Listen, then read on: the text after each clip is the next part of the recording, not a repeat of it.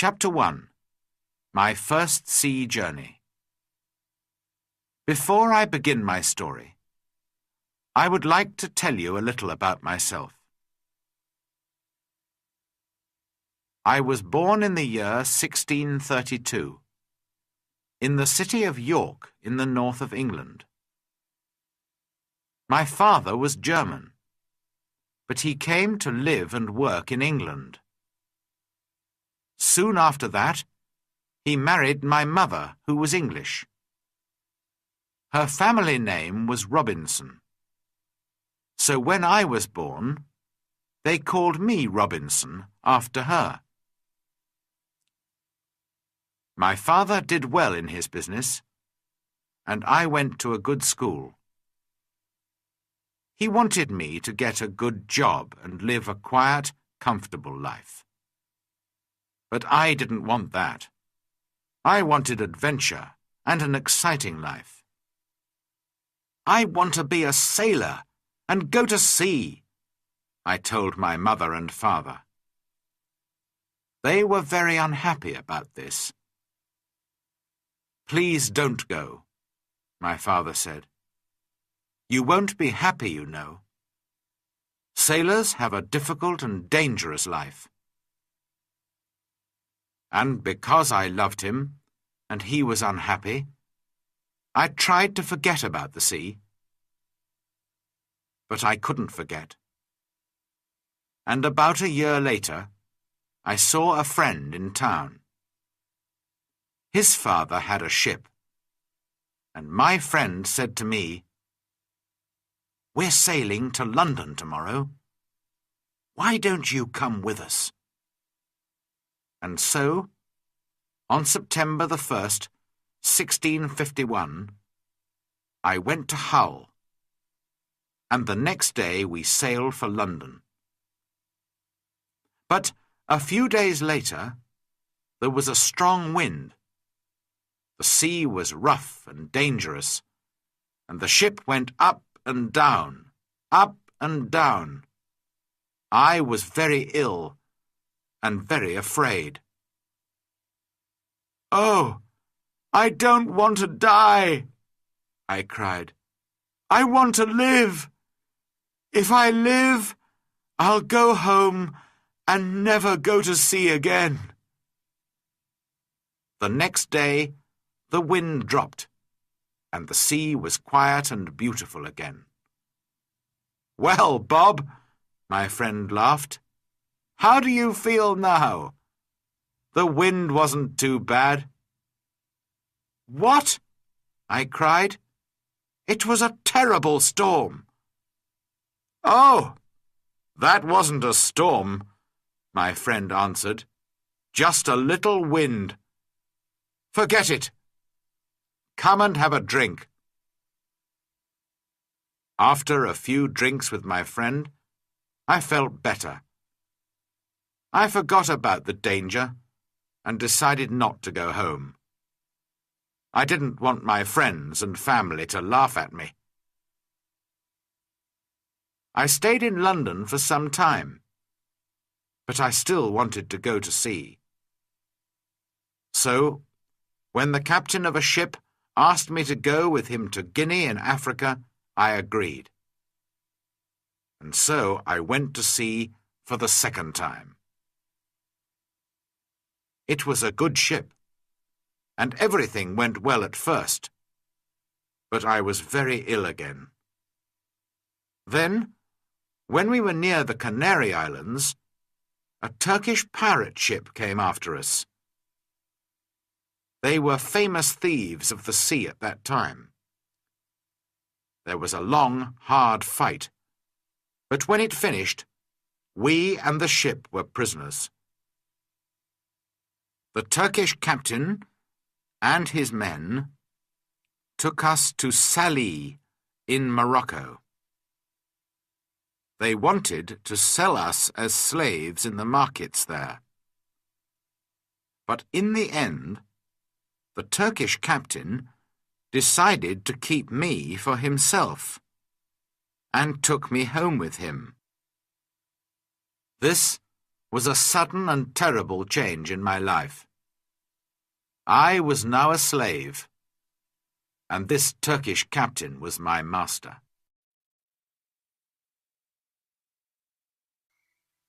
Chapter 2. Down the Coast of Africa. For 2 long years, I lived the life of a slave. I worked in the house and the garden, and every day I planned to escape, but it was never possible. I thought about it day and night. My master liked to go fishing in a little boat, and he always took me with him. A man called Merle and a young boy also went with us. One day my master said to us, "Some of my friends want to go fishing tomorrow. Get the boat ready."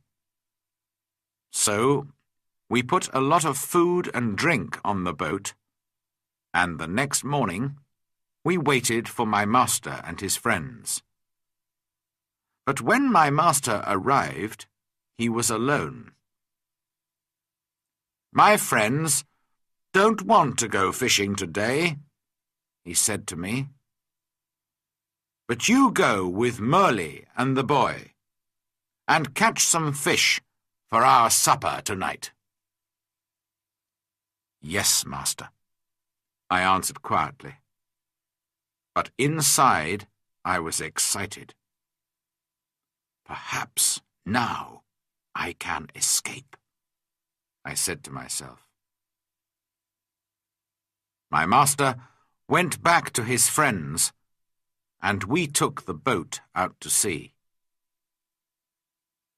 For a time we fished quietly, and then I moved carefully behind Merle and knocked him into the water. "Swim!" I cried. "Swim to the shore!" My master liked to shoot seabirds, and so there were guns on the boat. Quickly, I took one of these guns. Merle was swimming after the boat, and I shouted to him, "Go back to the shore! You can swim there. It's not too far. I won't hurt you, but if you come near the boat, I'll shoot you through the head." So Merle turned and swam back to the shore as quickly as he could. Then I said to the boy, "Zuri, if you help me, I'll be a good friend to you. If you don't help me, I'll push you into the sea too." But Zuri was happy to help me. "I'll go all over the world with you," he cried. I wanted to sail to the Canary Islands, but I was afraid to go too far from the shore. It was only a small boat, and so we sailed on south for some days. We had very little water, and it was dangerous country here, with many wild animals. We were afraid, but we often had to go on shore to get more water. Once I used a gun to shoot a wild animal. I don't know what animal it was, but it made a good meal. For about 10 or 12 days, we sailed on south, down the coast of Africa. Then, one day, we saw some people on the shore. Strange, wild people, who did not look friendly. By now, we had very little food, and we really needed help. We were afraid, but we had to go on shore. At first, they were afraid of us too. Perhaps white people never visited this coast. We did not speak their language, of course, so we used our hands and faces to show that we were hungry. They came with food for us, but then they moved away quickly. We carried the food to our boat, and they watched us. I tried to thank them, but I had nothing to give them. Just then, 2 big wild cats came down to the shore from the mountains. I think they were leopards. The people were afraid of these wild cats, and the women cried out. Quickly, I took a gun and shot one of the animals. The second wild cat ran back up into the mountains. Guns were new to these African people, and they were afraid of the loud noise and the smoke. But they were happy about the dead wild cat. I gave them the meat of the dead animal, and they gave us more food and water. We now had a lot of food and water, and we sailed on. 11 days later, we came near the Cape Verde Islands. We could see them, but we couldn't get near because there was no wind. We waited. Suddenly, Zuri called to me, "Look, a ship!" He was right. We called and shouted and sailed our little boat as fast as we could. But the ship did not see us. Then I remembered the guns, which made a lot of smoke. A few minutes later, the ship saw us and turned. When we were on the ship, the Portuguese captain listened to my story. He was going to Brazil and agreed to help me, but he wanted nothing for his help. "No," he said when I tried to pay him. "Perhaps one day someone will help me when I need it." But he gave me money for my boat and for Zuri too. At first, I did not want to sell Zuri as a slave, after all our dangerous adventures together. But Zuri was happy to go to the captain. And the captain was a good man.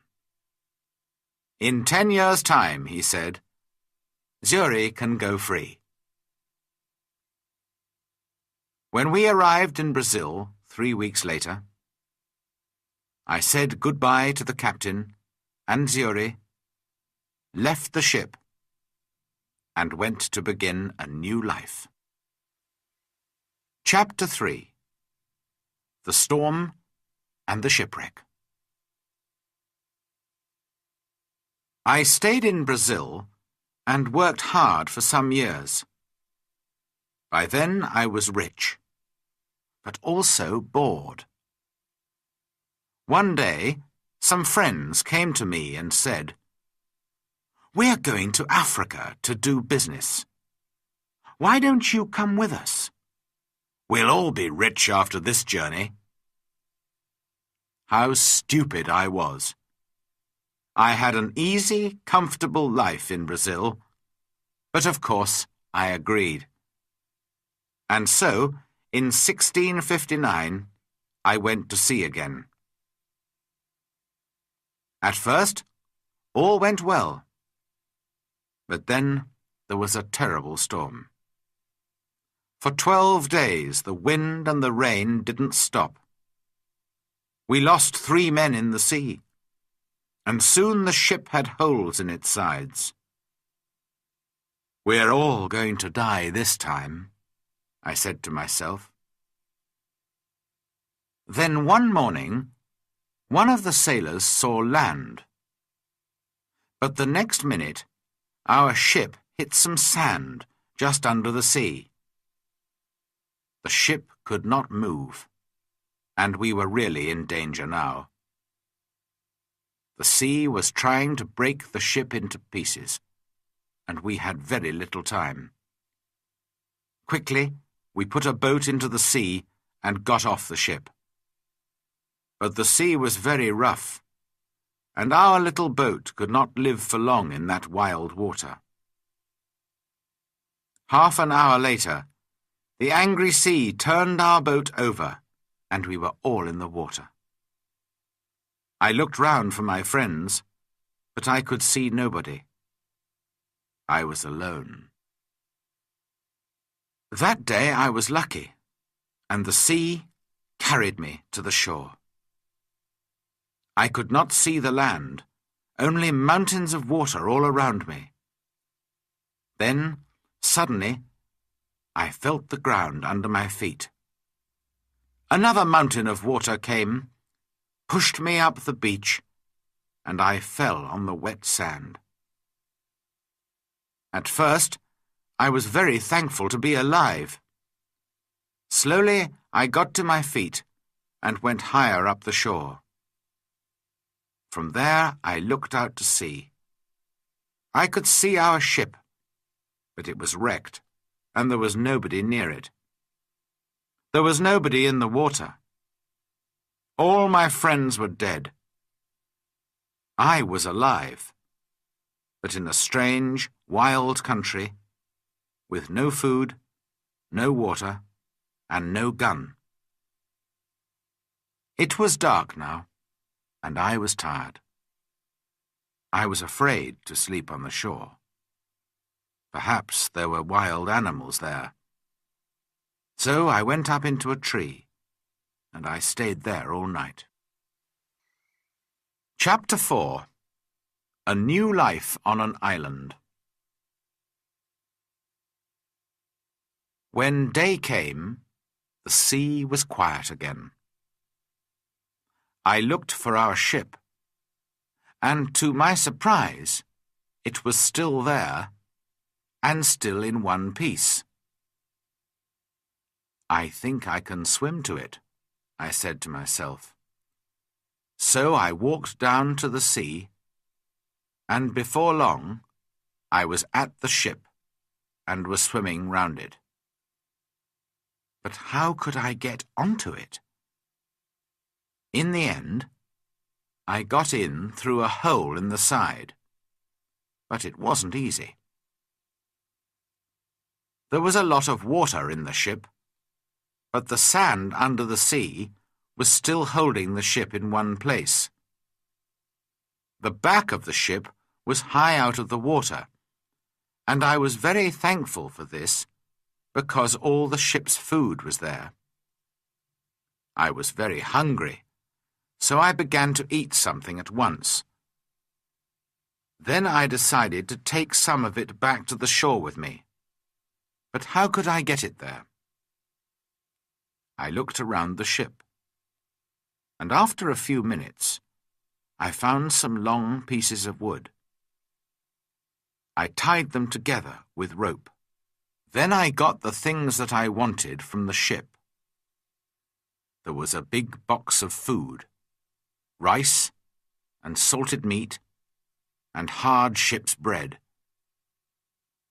I also took many strong knives and other tools, the ship's sails and ropes, paper, pens, books, and 7 guns. Now I needed a little sail from the ship, and then I was ready. Slowly and carefully, I went back to the shore. It was difficult to stop my things from falling into the sea, but in the end, I got everything onto the shore. Now I needed somewhere to keep my things. There were some hills around me, so I decided to build myself a little house on one of them. I walked to the top of the highest hill and looked down. I was very unhappy, because I saw then that I was on an island. There were 2 smaller islands a few miles away, and after that, only the sea. Just the sea, for mile after mile after mile. After a time, I found a little cave in the side of a hill. In front of it, there was a good place to make a home. So I used the ship's sails, rope, and pieces of wood, and after a lot of hard work, I had a very fine tent. The cave, at the back of my tent, was a good place to keep my food, and so I called it my kitchen. That night, I went to sleep in my new home. The next day, I thought about the possible dangers on the island. Were there wild animals? And perhaps wild people, too, on my island? I didn't know, but I was very afraid. So I decided to build a very strong fence. I cut down young trees and put them in the ground, in a half circle around the front of my tent. I used many of the ship's ropes too, and in the end my fence was as strong as a stone wall. Nobody could get over it, through it, or round it. Making tents and building fences is hard work. I needed many tools to help me. So I decided to go back to the ship again and get some more things. I went back 12 times, but soon after my 12th visit, there was another terrible storm. The next morning, when I looked out to sea, there was no ship. When I saw that, I was very unhappy. Why am I alive?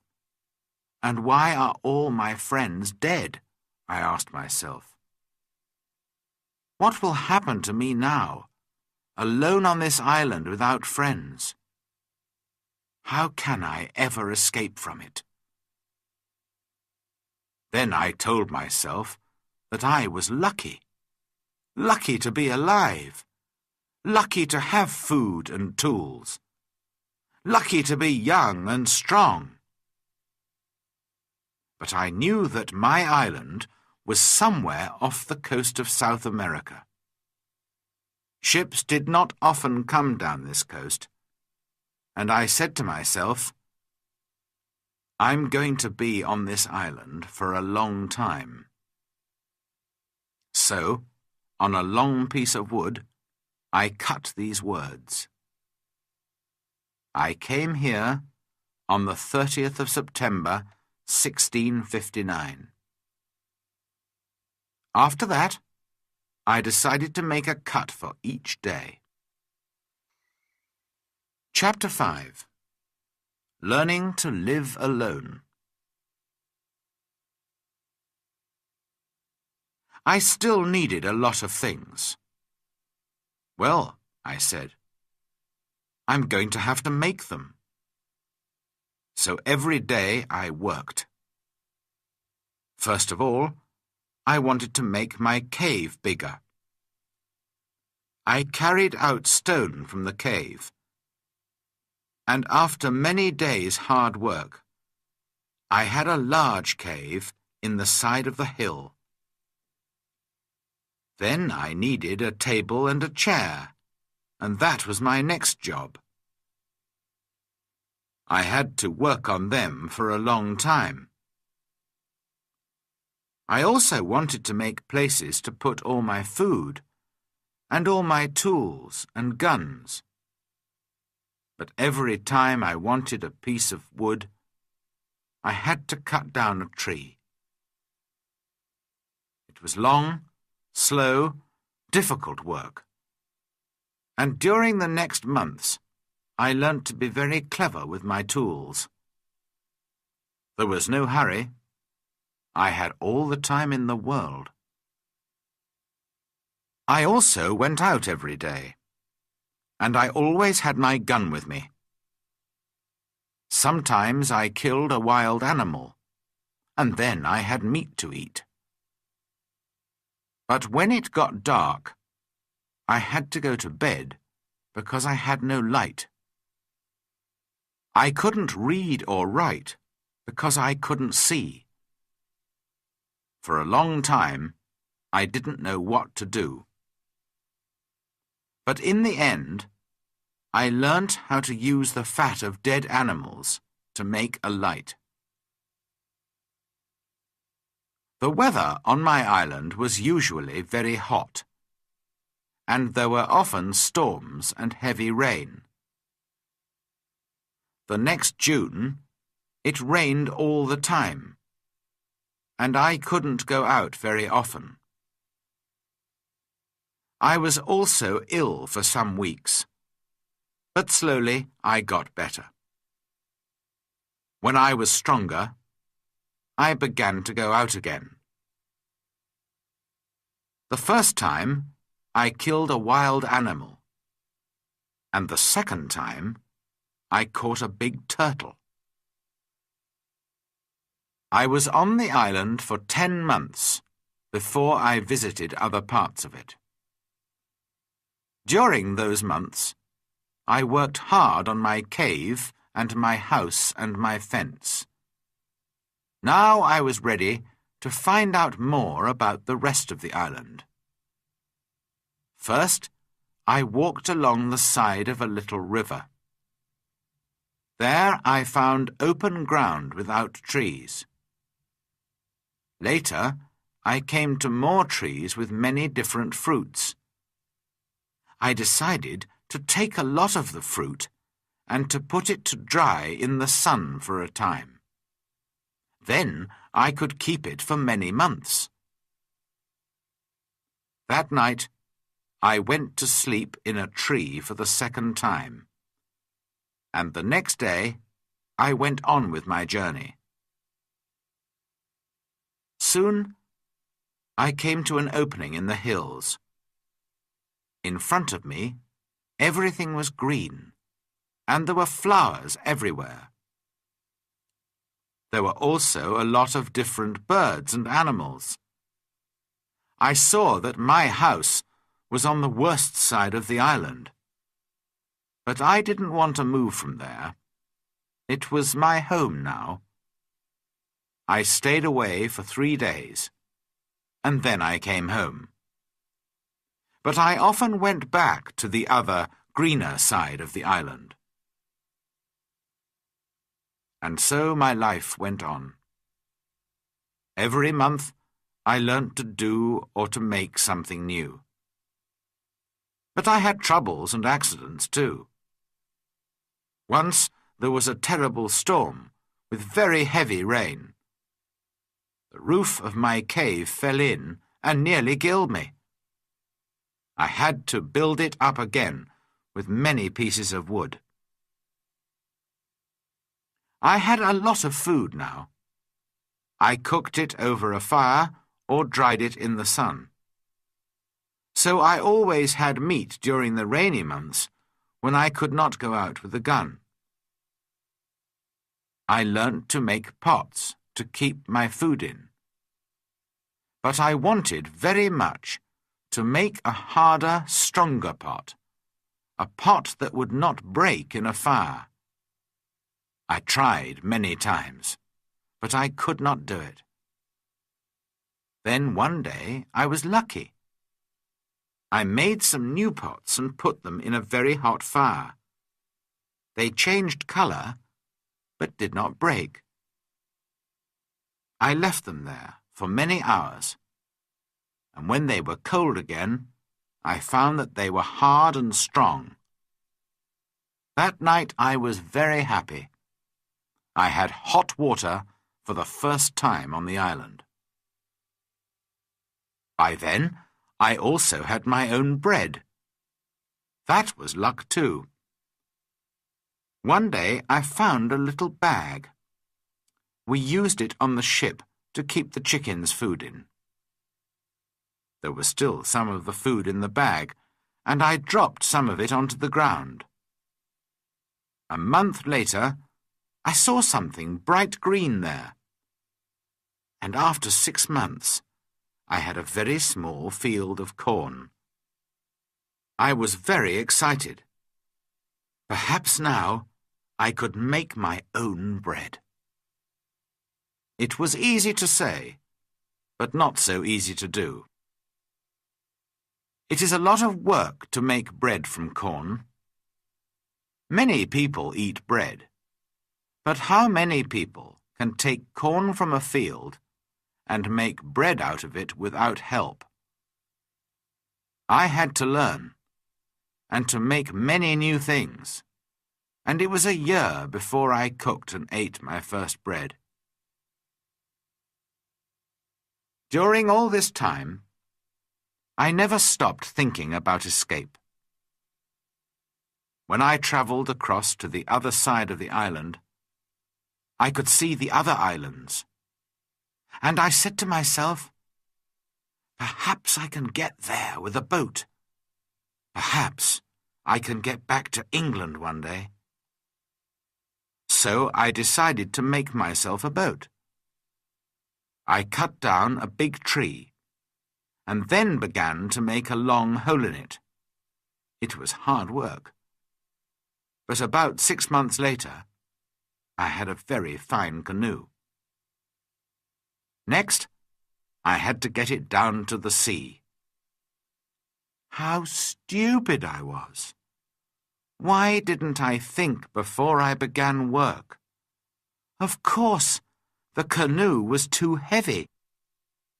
I couldn't move it. I pulled and pushed and tried everything, but it didn't move. I was very unhappy for a long time after that. That happened in my 4th year on the island.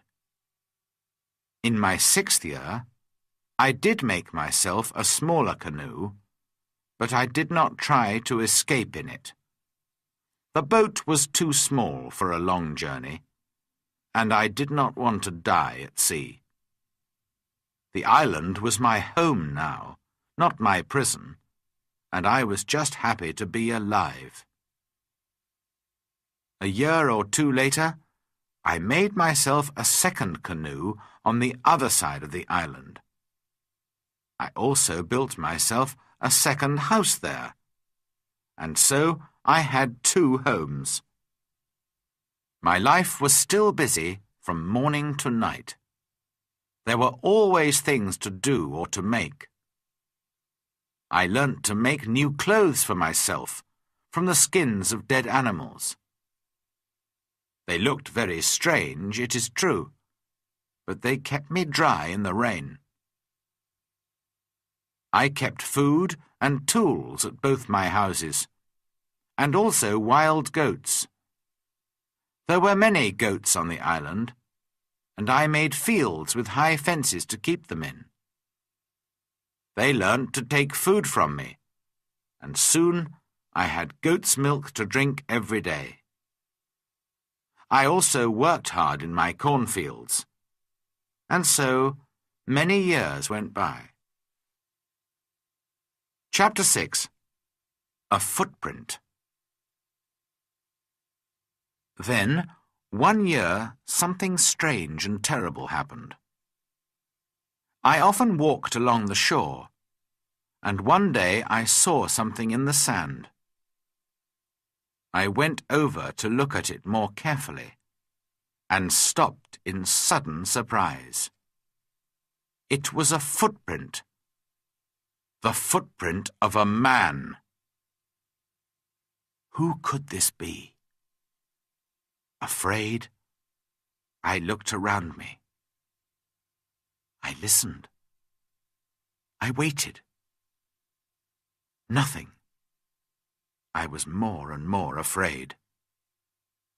Perhaps this man was one of those wild people who killed and ate other men.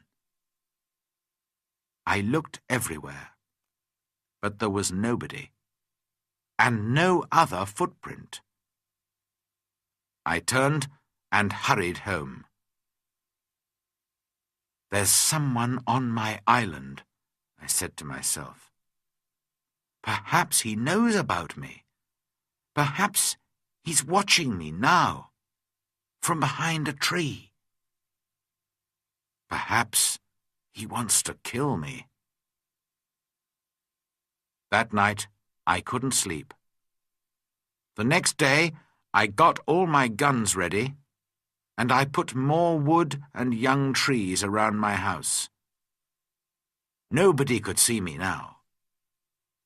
But after 15 years alone on the island, I was afraid, and I did not leave my cave for 3 days.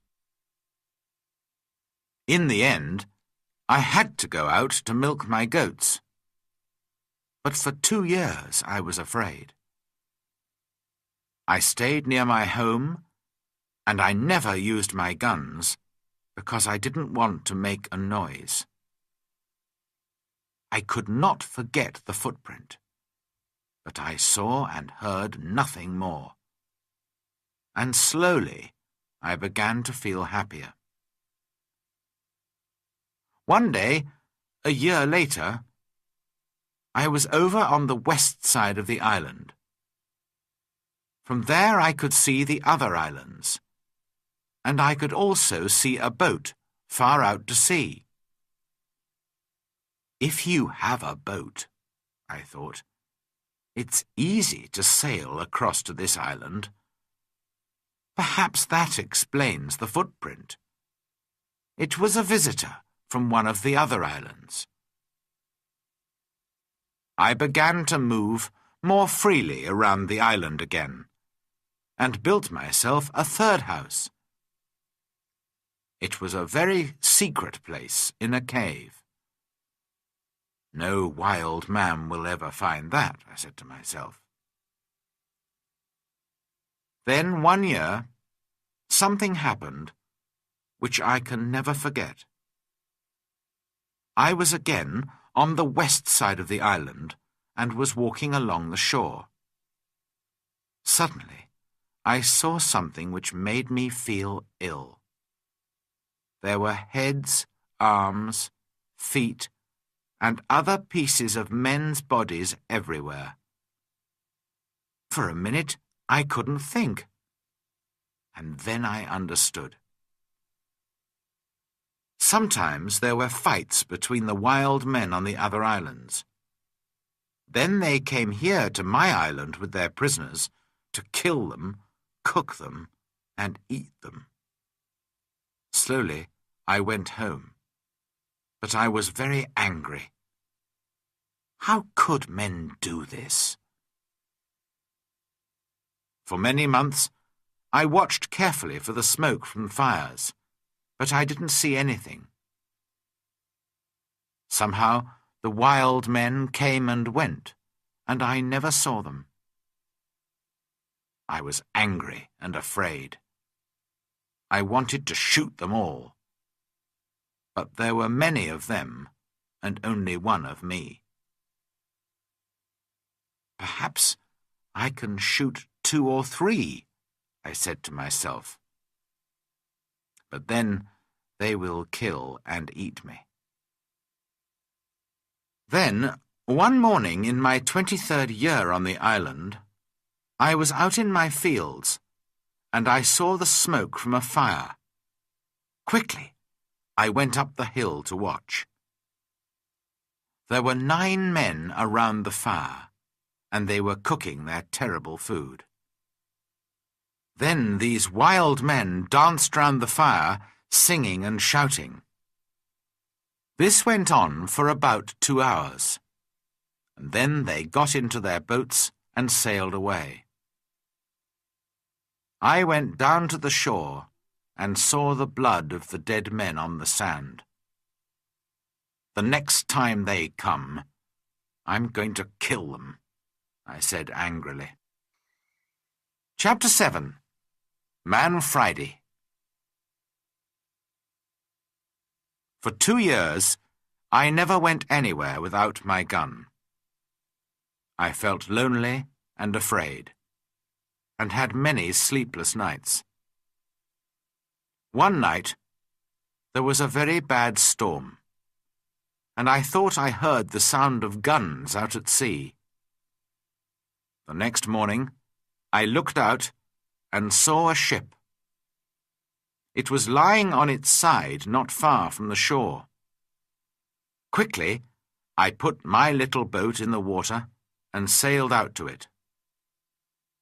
There were 2 dead men on the ship, but no one alive. The bodies of the other sailors were lost in the sea. I took some clothes and tools, and also a box of Spanish gold and silver money. I was a rich man now, but what use was money to me? I could not buy anything with it. I wanted people, a friend, somebody to talk to, somebody who could help me escape from my island. One morning, I woke up and made a plan. I'll try to catch one of the prisoners of the wild men, I said to myself. He'll be happy to be alive, and perhaps he'll help me to escape. I watched day and night, but for a year and a half there were no boats.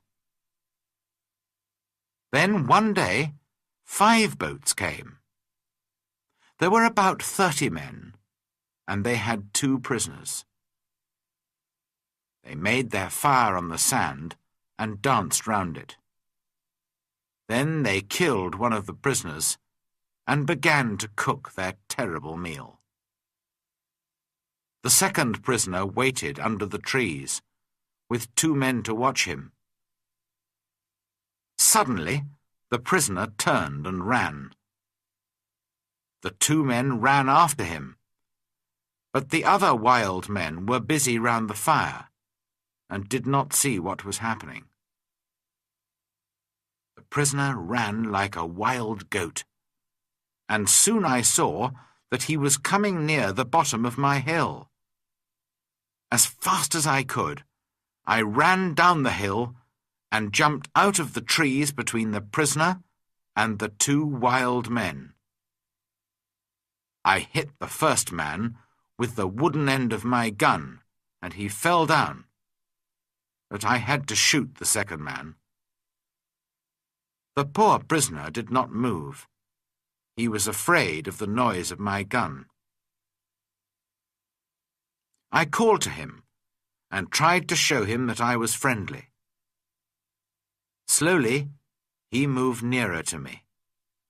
But just then, the first wild man began to get up from the ground. Then the prisoner spoke, and I understood that he wanted my sword. How happy I was to hear words again. I gave him my sword, and at once he cut off the head of his enemy. Hurriedly, we hid the dead bodies under some leaves, and then left quickly. I took my prisoner to my secret cave on the other side of the island, and gave him food and drink. After that, he went to sleep. He was a fine young man, about 25 years old, tall and well-built, with a kind face and a nice smile. He had a brown skin, black hair, bright eyes, and strong white teeth. I decided to give him the name of Man Friday, because I first saw him on a Friday. When he woke up in the morning, he ran out to me. I was milking my goats in the field, and he got down on the ground and put his head near my foot. I understood that he was thanking me, and I tried to show him that I was his friend. I began to teach him to speak English, and soon he could say his name, Master, and yes and no. How good it was to hear a man's voice again. Later that day, we went back to my first house. We went carefully along the beach, but there were no boats and no wild men. Just blood and bones all over the sand. I felt ill, but Friday wanted to eat the pieces of men's bodies which were still on the ground. I showed him that this was terrible for me, and he understood. When we got to my house, I gave Man Friday some trousers, and I made him a coat and a hat. He liked his new clothes very much. Then I made him a little tent to sleep in. But for a few weeks, I always took my gun to bed with me. Perhaps Friday was still a wild man, and would try to kill me in the night. At first, Friday was very afraid of my gun. Sometimes he talked to it and asked it not to kill him. Friday was a quick learner, and his English got better day by day. He helped me with the goats and with the work in the cornfields, and soon we were good friends. I enjoyed teaching him, and most of all, having a friend to talk to. This was the happiest of all my years on the island. Friday and I lived together happily for 3 years. I told him the story of my adventures and about life in England, and he told me about his country and his people. One day we were at the top of the highest hill on the island, and we were looking out to sea. It was a very clear day, and we could see a long way. Suddenly, Friday began to jump up and down, very excited. "What's the matter?" I said. "Look, Master, look!" Friday cried. "I can see my country. Look over there."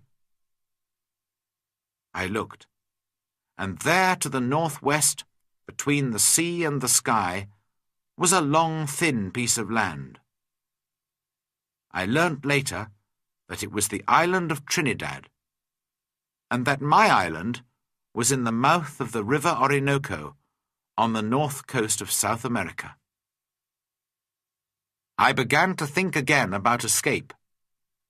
Perhaps Friday wanted to go home too.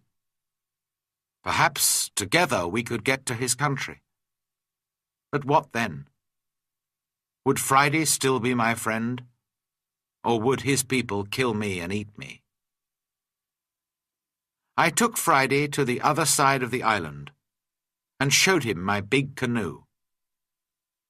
It still lay under the trees. It was very old now, and there were holes in the wood. "Could a boat like this sail to your country, Friday?" I asked him. "Oh, yes," he answered. "A boat like this can carry a lot of food and drink." "Then we'll make another canoe like it, and you can go home in it," I said. But Friday looked very unhappy. "Why are you angry with me?" he asked. "What have I done? Why do you want to send me home?" "But I thought you wanted to go home," I said.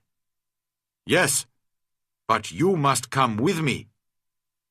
Kill me if you want, but don't send me away from you." Then I saw that Friday was a true friend, and so I agreed to go with him. We began work on the canoe at once. Friday chose the tree himself. He understood wood better than I did, and we cut it down. We worked hard, and in a month the boat was finished. 2 weeks later, it was in the sea, and we began to get ready for our long journey. Chapter 8. Escape from the Island. I was now in my 27th year on the island, and I did not want to be there for another year. We worked hard to get the corn in and to make a lot of bread. We had dried fruit and salted meat and big pots to keep water in. One evening, Friday went out to look for a turtle for meat and eggs. But in less than an hour he was back, and he looked very afraid. "Master! Master!" he cried. "There's a great ship near the island, and men are coming to the shore in a boat." I jumped up and ran with him down to the shore. To my great surprise, I saw that it was an English ship. But why was it here? English ships never came this way. Perhaps they were pirates. "Don't let them see you, Friday," I called. "We'll hide in the trees and watch." There were 11 men in the boat, but 3 of them were prisoners. Their arms were tied with rope, but their legs were free and they could walk. The other sailors pushed the 3 prisoners up the beach, laughing and shouting and hitting them. Then some of them sat down on the sand and began to drink. Others walked away to look at the island, and 2 men stayed to watch the boat. The 3 prisoners walked slowly along the beach and sat down under a tree not far from us. They looked very unhappy. Very quietly, I came up behind them through the trees and called out to them in English. "Don't be afraid," I said. "I'm an Englishman. Perhaps I can help you." The 3 men turned and looked at me. They did not answer at once. They were too surprised. Perhaps they thought I was a wild man myself, in my strange homemade clothes of animal skins, and with my long hair and beard. Then the oldest man spoke. "I am the captain of that ship," he said, "and these 2 men are my first and second officers. Last night there was a mutiny, and the seamen took the ship from me. Now they're going to leave the 3 of us here to die on this island." "Do these mutineers have guns?" "Only 2, he answered, "and they've left those on the boat." "All right," I said. "We'll fight them. But if we get your ship back for you, you must take me back to England." The captain agreed immediately, and thanked me very warmly for my help. Friday ran back to my house to get all the guns, and the captain and I made a plan. The first part was easy, because the seamen were not ready for a fight. We shot the 2 men at the boat, and the captain shot another man. This man, Tom Smith, was the worst of them all, and he began the mutiny on the ship. Then the captain talked to the other 5 men, and they agreed to help him. They did not really want to be mutineers, but they were afraid of Tom Smith. "Now," I said to the captain, "we must get back your ship. How many men are on it?" 26, the captain replied. "And they will fight hard because they won't want to go home. It is death for all mutineers in England. But not all the men are bad. I'm sure that some of them will help me." Just then we saw another boat which was coming from the ship to the shore. There were 10 men in it, and they all had guns. We ran into the trees and waited. It was a long, hard fight, but by now it was dark, and this helped us very much. We ran here and there in the trees, calling and shouting. The seamen could not see us, and did not know how many men they were fighting. In the end, the first officer shouted to them, "Put down your guns and stop fighting. The captain has 50 island people to help him. We can kill you all."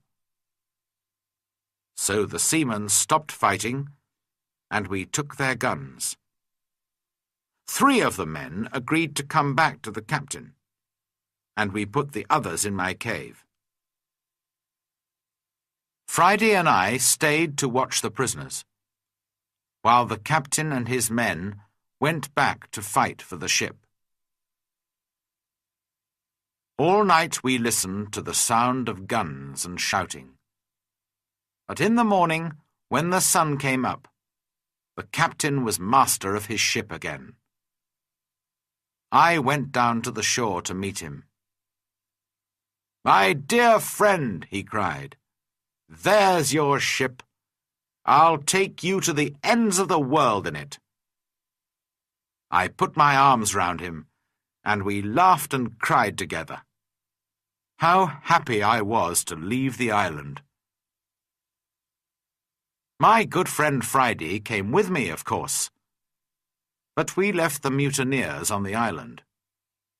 We decided not to kill them. They could begin a new life on the island. I showed them my 3 houses, my cornfields, and my goats, and all my tools. Their life would be easy, because of all my hard work for so many years. And so, on the 19th of December, 1686, after 27 years, 2 months, and 19 days, I said goodbye to my island and sailed home to England. Chapter 9. Home in England. When I came back to England, I felt like a stranger in the country. Many things were different, and not many people remembered me. I went home to York, but my father and mother were dead, and also my 2 brothers. I did find the 2 sons of one of my brothers. They were happy to learn that I was alive, and I was pleased to find some family. After some months, I decided to go down to Lisbon in Portugal. I had friends there who could help me to sell my land in Brazil, and I needed the money. Friday came with me. He was always a good and true friend to me. In Lisbon, I found the Portuguese captain, who took me in his ship to Brazil all those years ago. It was good to see him again, and he helped me with my business. Soon I was ready to go home again, by land. No more adventures and dangers by sea for me. It was a long, hard journey. We had to cross the mountains between Spain and France in winter, and the snow was deep. Poor Friday was very afraid of the snow. In his country it was always hot, and he did not like cold weather. Back in England, I found a house and began to live a quiet life. My 2 nephews came to live with me. The younger one wanted to be a sailor, and so I found him a place on a ship. After a while I married and had 3 children, 2 sons and a daughter. Then my wife died, and my nephew, who was now the captain of a ship, came home to see me. He knew that I did not really like a quiet life. "I have a fine ship, Uncle," he said, I'm going out to the East Indies, India, Malaya, the Philippines. Why don't you come with me? And so, in 1694, I went to sea again, and had many more adventures. Perhaps, one day, I'll write another book about them.